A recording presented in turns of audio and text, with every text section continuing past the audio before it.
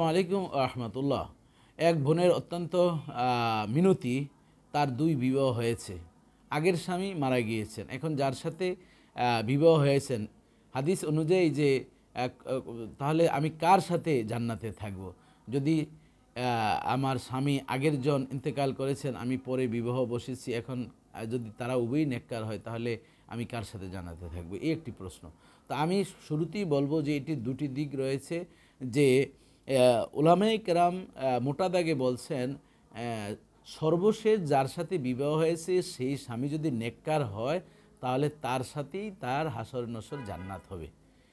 এখন প্রশ্ন হচ্ছে, তাহলে প্রথম স্বামীর কি অপরাধ? কারণ যদি প্রথম স্বামী তাকে তালাক দিয়ে থাকে, তার সাথে যদি সম্পর্ক বিচ্ছেদ হয়, তাহলে তো তার দুনিয়ার জমিনেই তার সাথে বিচ্ছেদ হয়ে গেল, মন মালিন্য হয়ে গেল, তাহলে তো তার সাথে জান্নাতের কোনো কল্পনাই করার কোনো সুযোগ নেই। হ্যাঁ, সে যদি মারা যায় এখন, কারণ যদি মৃত্যুবরণ করে, যেহেতু মৃত্যুর কারণে ওই নারী তার সতীত্ব রক্ষার জন্য, তার ভবিষ্যৎ জীবনের চালিকা শক্তিকে সে আঞ্জাম দেওয়ার জন্য বিবাহ বসেছে, সেই হিসাবে তিনি তো খানিকটা তার ব্যত্যয় ঘটেছে, তিনি দুনিয়ার জমিন থেকে বিদায় নিয়েছেন, সেটা অ্যাক্সিডেন্ট হোক বা তার ইচ্ছায় না অনিচ্ছায় আল্লাহর পক্ষ থেকে হয়েছে, একটু হলেও তো তার অসম্পূর্ণতা। সেই হিসাবে বাকি জিন্দিগানি যেই স্বামীর সাথে কাটিয়েছেন তিনি যদি নেককার হন, এক নম্বর শর্ত হচ্ছে স্ত্রীও নেককার হতে হবে, স্বামীও নেককার হতে হবে। এবং হাদিসে আসছে, দুনিয়ার জমিনের যে স্ত্রী নেককার, স্বামী যদি নেককার হয় সেই স্ত্রী হবে তার হুরদের সর্দার, অর্থাৎ সর্বনিম্ন একজন জান্নাতি ব্যক্তি 70 জন স্ত্রী পাবে, তন্মধ্যে ওই স্ত্রীদের লিডার থাকবেন দুনিয়ার যে নেককার স্ত্রী। তাহলে আমাদের কথা হচ্ছে এই যে দুইজন যদি স্বামী থাকে, একজন যদি আগে মৃত্যুবরণ করে বা তার সাথে বিচ্ছেদ হয়ে যায়, তাহলে তার সাথে জান্নাতের কল্পনাও করা যাবে না।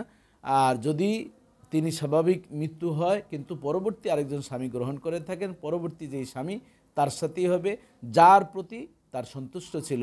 এই একটি হচ্ছে আমাদের মূল আলোচনা। আরেকটি আছে, কোনো কোনো ওলামায়ে কেরাম বলছেন সেদিন ওই দুই স্বামীকেই তার সামনে উপস্থিত করা হবে।